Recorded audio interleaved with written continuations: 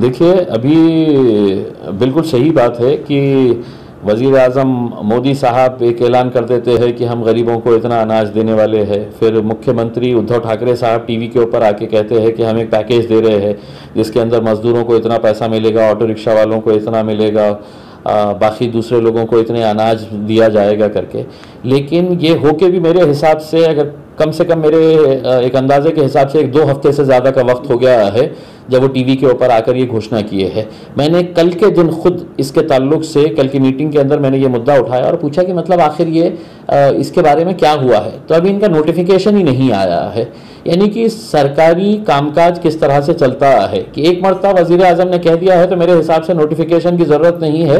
वो जिले का या रीजन का जो भी हेड होता है, चाहे वो डिविजनल कमिश्नर हो, कलेक्टर हो, उन्होंने उस बात को नोटिफिकेशन समझना चाहिए कि अब मुख्यमंत्री ने ऐलान कर दिया है, हमारे को इसकी तैयारी करना है। लेकिन अभी तक हमको ये बताया गया है कि ऑटो रिक्शा वालों को 1500 रुपये जो दिए जाने वाले हैं उसकी वेबसाइट ही नहीं अभी ये हुई है। ऑटो रिक्शा वालों को आपने बोले है कि ऑनलाइन आपको देने का है, तो कहाँ पे देने का है? जब उसका है तो ऑनलाइन डिटेल्स ही नहीं है, वो वेबसाइट ही नहीं खुल रही है, और कौन ऑटो रिक्शा के पास ये है। तो हमने अपने तौर के ऊपर अब ये तैयारी कर रहे हैं, हम जितने भी ऑटो रिक्शा वालों के कागजात है वो हम अपने ऑफिस के ऊपर मंगाएंगे ऑटो रिक्शा वालों को, और एक हेल्प डेस्क के तौर के ऊपर यहाँ से ही हम उनको करेंगे ताकि कम से कम उनको इस काम के अंदर आसानी हो। उनको पैसा कब मिलेगा भी या नहीं मिलेगा, इसकी कोई जानकारी अभी नहीं है, किसी के पास भी नहीं है। अच्छा साहब, अभी जैसे कि आने वाले वक्तों में 1 तारीख तक का जो घोषणा की गई थी, उसके बाद अगर लॉकडाउन कंटिन्यू होता है, जबकि औरंगाबाद में पेशेंट की तादाद कम हो गई, लेकिन हमने जब सर्वे किया घाटी का, देखा कि जितनी डेथ हो रही है उसमें प्रॉपर औरंगाबाद के कम लोग हैं, जैसे नांदेड़, उस्मानाबाद, लातूर, बाहर के ज्यादा। देखिए साहब, हमको औरंगाबाद के तमाम राजनीतिक पार्टी के नेताओं को ये तय करना पड़ेगा। अब किसी भी दूसरे जिले के अगर कोई पेशेंट यहाँ पर आता है तो हमने उनको कबूल करना है क्या? क्योंकि बीड़ के अंदर मुंडे परिवार, चाहे वो पंकजा मुंडे हो या धनंजय मुंडे हो, इतने सालों से राजनीति वहाँ पे कर रहे हैं। जयदत्त क्षीरसागर इतने बड़े मंत्री के ओहदे के ऊपर है उसमें, हाँ, लेकिन अच्छे हॉस्पिटल्स नहीं बना सके हैं। आप परभनी की हालत देख लीजिएगा, आप लातूर की देख लीजिएगा, उस्मानाबाद की देख लीजिएगा।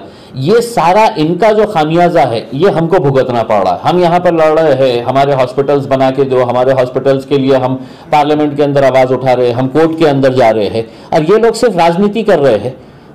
जालना जैसे शहर के अंदर जहाँ पर दानवे साहब इतने बड़े मंत्री है, सरकार उनकी है, क्या वजह है कि वहाँ पर अच्छे हॉस्पिटल्स नहीं बना पा रहे हैं आप? क्या आपके पेशेंटों को आप हमारे ऊपर यहाँ पे लाके डाल दे रहे हैं? तो ये बहुत सारी जगहों का यही मसला है।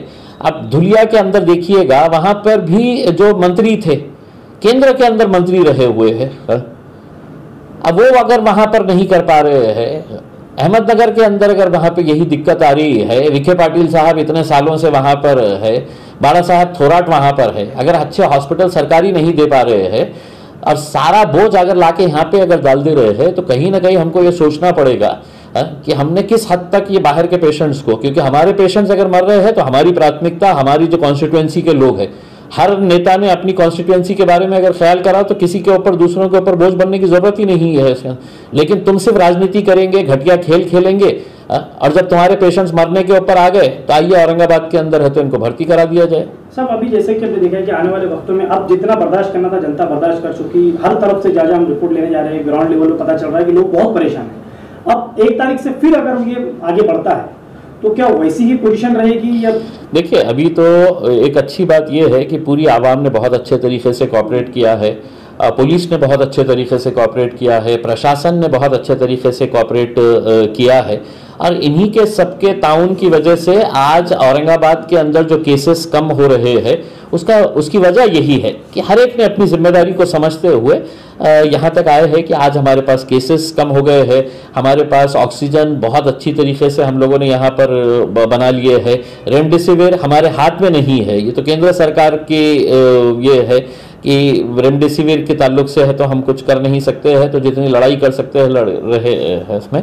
अब यही है कि 1 तारीख के बाद हम भी चाहेंगे कि सरकार इस बारे में और कुछ रियायत दे।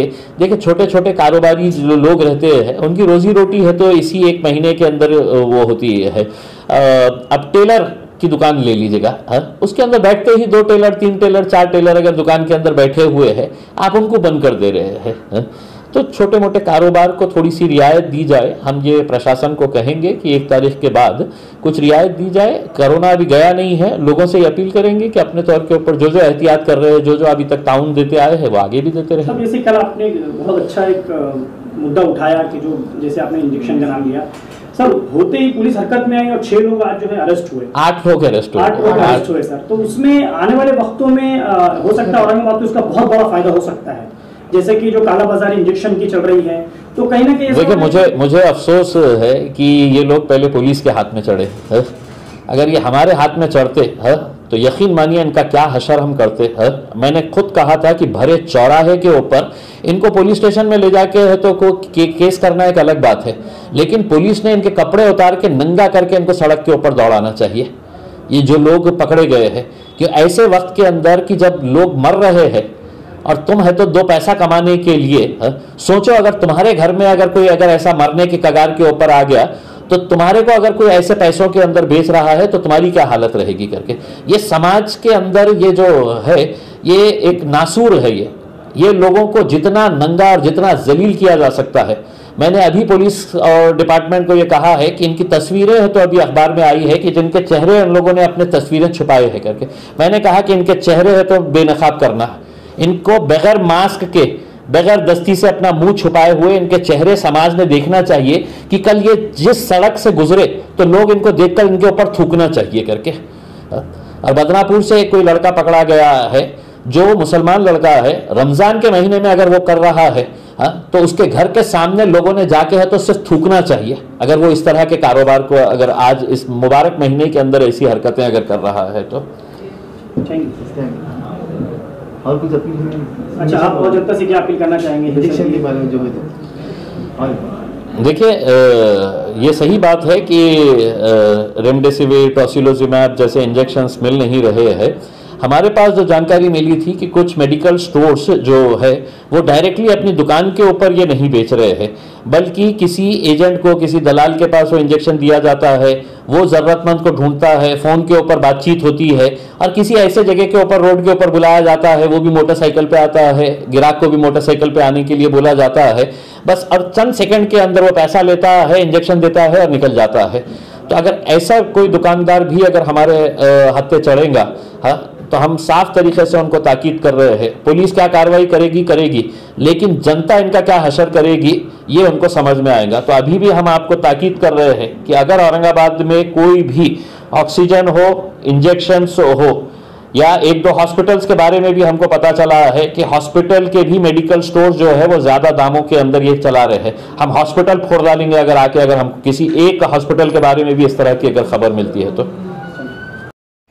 आप देख रहे हैं ग्लोबल न्यूज जानना, हम दिखाएंगे आपको देश दुनिया की, राजनीति की, खेल की, क्राइम और मनोरंजन की सभी छोटी बड़ी खबरें। ग्लोबल न्यूज जानना, सच्चाई की तलाश।